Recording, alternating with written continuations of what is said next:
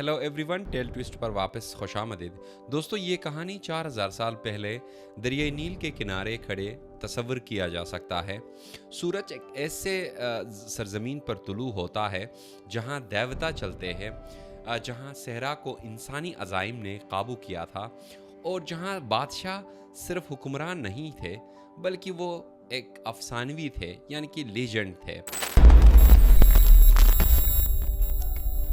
इनके कदमों ने ज़मीन को दबाया था, लेकिन इनकी जो बसारत थी वो आसमानों से परे बढ़ गई।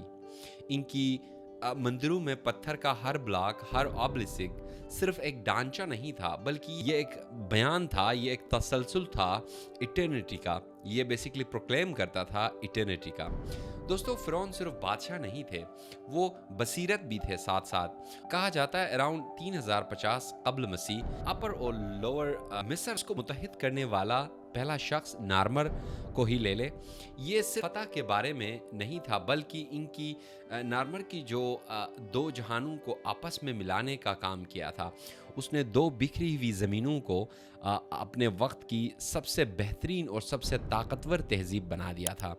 इसकी तस्वीर कशी यूँ करते हैं, नॉर्थ साइड पे फर्टाइल डेल्टा और इसकी जो जनूब वाली हिस्सा यानी कि वेस्ट साइड पे अपर मिस्र की चट्टानें, और सेंटर में देखा जाए तो दरिया नील था।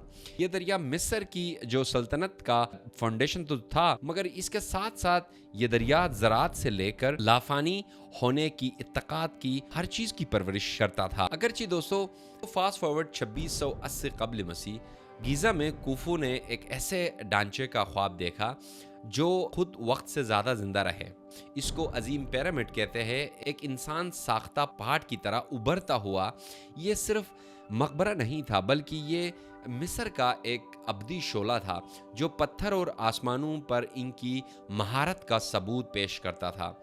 और उसके साथ दोस्तों, दुनिया के सबसे बड़े पिरामिड के तौर पर यह जाना जाता है। ये इंजीनियरिंग का एक ऐसा कारनामा है जो जदीद जहनों को भी हैरानकुन लगता है। 1480 कब्ल मसीह थोटमोस 3 के अंडर बेसिकली फौजी एक्सपीडिशन स्टार्ट हो जाती है। मिस्र को दरिया नील से आगे बढ़ा दिया जाता है और इसके साथ साथ वो शाम तक पहुंचते हैं। शाम तक पहुंचने के बाद कहा जाता है कि यहाँ तक कि फरात को छूकर खजाने और खराज वापस लेकर आते हैं। ये सिर्फ के सिर्फ फौजी एक्सपीडिशन नहीं था, बल्कि इसने मिस्र की जो कल्चर थी उसको भी एक्सपेंशन की तरफ लेके गया। और इसी एक्सपेंशन की वजह से कहा जाता है कि इसकी जो डिसइंटीग्रेशन स्टार्ट होती है इसी टाइम पे होती है जब ये अपनी जो एक्सपेंशन होती है, कल्चरल मिलिट्री एक्सपेंडिशन करते हैं। इसमें एक और इम्पोर्टेंट बात ये भी है कि यही दौर था जिसकी वजह से कदीम दुनिया में आपस में रवाबित बन जाते हैं, यानी कि नेटवर्किंग स्टार्ट हो जाती है। जितने भी उस टाइम के सिविलाइजेशंस थी, जितने भी लोग थे आसपास के, वो नेटवर्किंग में आ जाते हैं, राबते में आ जाते हैं, कम्युनिकेशन स्टार्ट हो जाती है। लेकिन मिस्र का जो नुक्ता नज़र है वो सिर्फ जंग के बारे में नहीं था, बल्कि ये लोग बड़े मोनूमेंट्स बनाते थे, जिसमें टेम्पल ऑफ अबू सिम्बल, जो कि बहुत बड़ा एक अजूबा है, वंडर है, एक बहुत बड़ा इंजीनियरिंग शाहकार है, जिसको अबू सिम्बल के टाइम पे ये एक मकबरा था। ये एक अजीम पिरामिड इसको कहा जाता है।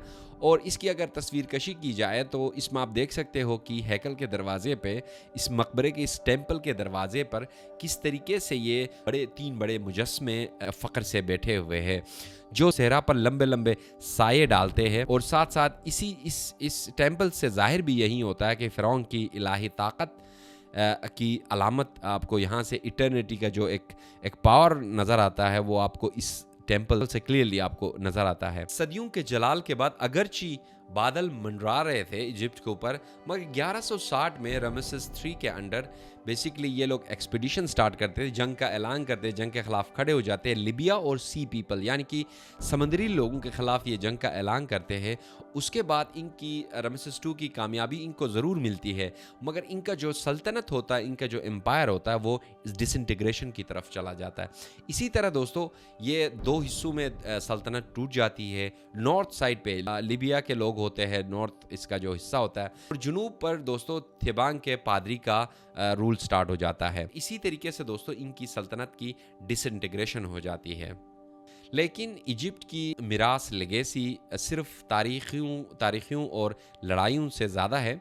इंजीनियरिंग से लेकर लॉ तक, कानून तक और इसी तरह ज़िंदगी की नफीस तफ़हीम तक जो हिकमत इन्होंने पीछे छोड़ी, इसने मुस्तकबिल की तहज़ीबों की बुनियाद रखी।